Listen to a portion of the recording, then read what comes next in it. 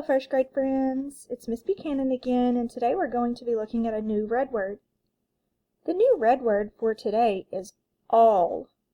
Now, when we're thinking about spelling the red word all, we have to think that a red word has a tricky part of the word that we just have to memorize or know by heart. Okay, so in the red word all, how many sounds do you hear in the word all? All. I hear two sounds. Do you hear two sounds? Great.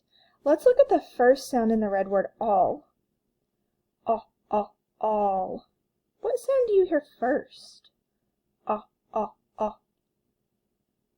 sounds like an O to me. What does it sound like to you?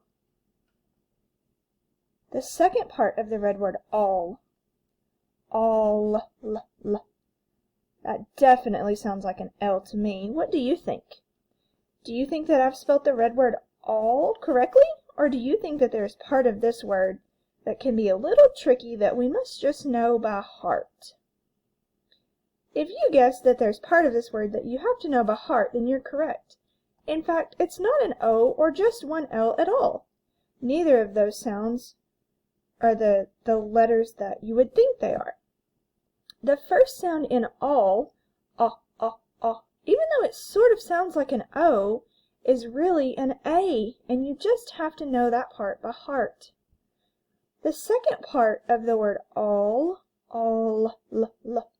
it's not just one L, but it's actually two L's, and we just have to know that part by heart also. Don't let red words trick you. Work hard to memorize the parts that you must know by heart. Great job, friends. See you later.